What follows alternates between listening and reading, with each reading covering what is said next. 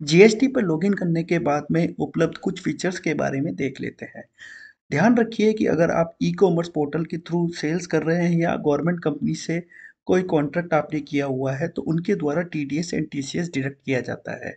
वो TDS and TCS as a recipient आपको आपकी रिटर्न के डैशबोर्ड में जाकर TDS and TCS credit receipt पर क्लिक करना है और उसके बाद में जो भी एप्रोप्रिएट मंथ है उसको सेलेक्ट कर लेना है। सर्च करने के बाद में कुछ आपको इस तरीके का विंडो दिखाई देगा जिसमें प्रिपेयर ऑनलाइन पर क्लिक करना है और यहाँ पर आपको ये रिटर्न फाइल करनी पड़ेगी। इसी के बाद ही आपका जो टीडीएस एंड टीसीएस सामने वाली काउंटर पार्टी ने काटा है, वो आपके कैश लेजर में चला जाएगा। तो ये एक बेसिक इन्फॉर्मेशन थी। इसी के साथ-साथ सर्विसेज़ में रिटर्न में जाकर आप अपनी tax liability and ITC comparison भी कर सकते हैं।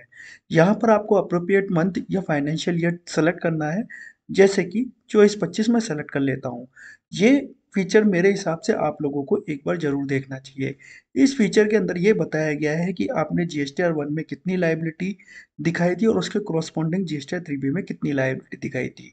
अगर कोई शॉर्टफॉल या एक्सेस है तो उसको भी बताया जाता है, जिससे कि आपको समझ में आएगा कि हाँ, हमने कितना जो है अ, अपना आउटपुट टैक्स लायबिलिटी 1 या 3B में ज़्यादा या कम दिखा रखा है। फ्रेंड इसी के साथ-साथ जो आपकी आईटीसी है, उसकी समरी भी आपको यहाँ पर दिखाई देगी कि आपके जीएसटीआर 2B में कितनी आईटीसी थी और आपने 3B में कितनी आईटीसी ली है। उसमें भी अगर शॉर्टफॉल है तो वो भी आपको यहाँ पर सब दिखाई देगा।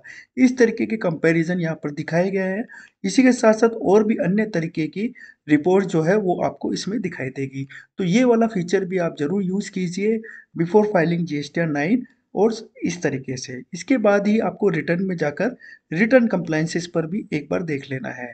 सर्विसेज़ में आपको रिटर्न मिलेगा और रिटर्न में रिटर्न कंप्लायंसेस।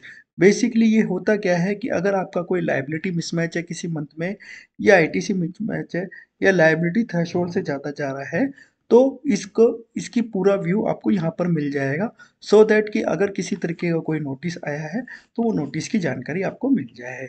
इसी तरीके से सर्विसेज़ में जाकर हमको यूज़र सर्विसेज़ में जाना है।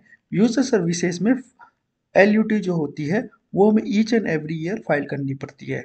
फ्रेंड्स अगर आप फर्स्ट टाइम एलयूटी फाइल कर रहे हैं, तो आप किसी तरीके का कोई डॉक्यूमेंट अपलोड नहीं करेंगे, लेकिन आपने ऑलरेडी एलयूटी फाइल कर रखी है और आपको उसको रिन्यू कराना है, तो आपको फाइनेंशियल ईयर सेलेक्ट करके जो प्रीवियस लेटर ऑफ अंडरटेकिंग है, उसको यहाँ पर अपलोड करना है।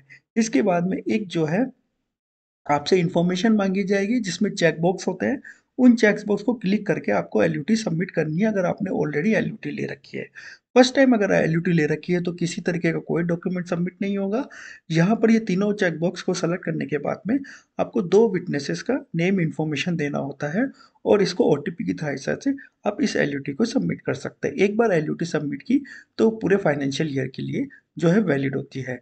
इसी के साथ-साथ आप पेमेंट में जाइए, पेमेंट में जाकर आप यहाँ पर चालान हिस्ट्री जो है वो देख सकते हैं। अब चालान हिस्ट्री से मेरा ये मतलब है कि जब हम जीएसटीआर 3B फाइल करते हैं, तो 3B में अगर हमको किसी तरीके की कोई लायबिलिटी अराइज़ होती है, तो वहाँ पर हम जनरेट चालान करते हैं। अगर मैं इसको एक एक्सेल की सहायता से समझा चाहूँ, तो इसका प्रोसेस ये होता है कि आप जब लॉगिन करने के बाद में डैशबोर्ड पे आएँगे, तो फाइल रिटर्न का आपको ऑप्शन दिखाई देगा। वहाँ पर आपको पीरियड सेलेक्ट करना है, पीरियड सेलेक्ट करने के बाद में सर्च करना है। जीएसटीआर 3B पे जाना है, प्रोसीड करना है और मेक पेमेंट और एडजस्टमेंट करके आपका ये आएगा। वहाँ पर एग्री करने के बाद में ई पेमेंट करने के बाद में आपको चालान जनरेट करना और नेट बैंकिंग के थ्रू से उसको पेमेंट करना है।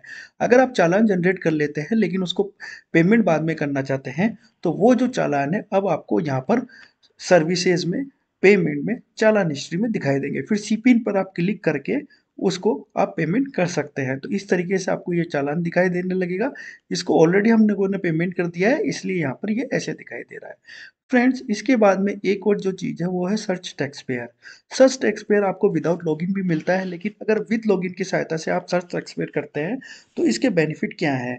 इसके अंदर जैसे मैं मेरी ही कंपनी का सर्च फर्म का सर्च टैक्स पेयर करता हूँ। तो यहाँ पर आपको बहुत सारी इन्फॉर्मेशन मिलेगी। तो किसी पार्टी के लिए अगर आपको कुछ डाउट्स है, तो इस सर्च टैक्सपेयर का आप यूज़ कर सकते हो और नीचे जाकर आपको ये सब चीज़ें मिलेंगी कि उसने जो जीएसटीआर 1 में लायबिलिटी दिखाई थी, क्या वो 100% पेमेंट कर दिया है? 3B में अगर उसने किसी तरीके का मिसमैच आ रहा है, तो वो सब चीज़ें आपको जो है यहाँ पर दिखाई देंगी। तो इसमें बेनिफिट ये आता है, ई वे बिल की हिस्ट्री भी पता चल जाएगी, उसकी फाइलिंग टेबल, आप कब कब उसने रिटर्न फाइल किया, कैसे किया, ये विदाउट लॉगिन भी मिलता है, लेकिन यहाँ पर अन्य अन्य तरीके की इंफॉर्मेशन मिलती है। सर्विसेज में जाकर आप रजिस्ट्रेशन के अंदर जो है, अगर आपको अमेंडमेंट करना है नॉन कोर फील्ड, तो अगर हमने रजिस्ट्रेशन लिया, लेकिन जैसे आपको पता है रजिस्ट्रेशन के टाइम पे बैंक डिटेल अपलोड नहीं करते हैं, लेकिन रजिस्ट्रेशन लेने के बाद में हमको बैंक डिटेल अपलोड करनी पड़ती है, तो उसे नॉन कोर फील्ड का अमेंडमेंट कहा जाता है। वो आप यहाँ पर आकर सर्विसेज में रजिस्ट्रेशन में amendment of registration non core field में क्लिक करने के बाद में कर सकते हैं। नॉन कोर फील्ड में किसी तरीके की कोई भी असेसिंग ऑफिसर का परमिशन नहीं लगता है, ये डायरेक्टली सबमिट करने के बाद में आपका ऐड हो जाएगा। इसी तरीके से अगर आप कंपोजिशन लेवीज में है और उससे विड्रॉ करना चाहते हैं, तो यहाँ पर इस ऑप्शन का सहारा ले सकते हैं। कैंसिलेशन आप रजिस्ट्रेशन कराना आते हैं, तो इसके लिए अगर कोर फील्ड में कोई अमेंडमेंट करना चाहते हैं, तो इस ऑप्शन पर क्लिक करना पड़ेगा, जिसमें असेसिंग ऑफिसर का परमिशन लगता है। अगर आपको कंपोजिशन लेवी लेना है, पर अप्लाई करना है, तो इस ऑप्शन का सहारा ले सकते हैं।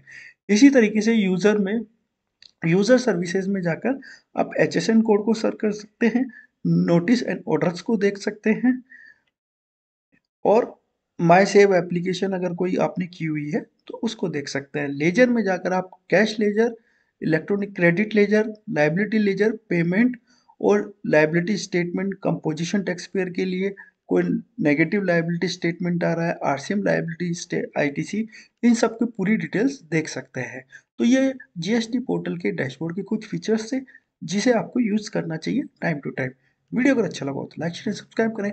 टिल देन जय हिंद, जय भारत, धन्यवाद।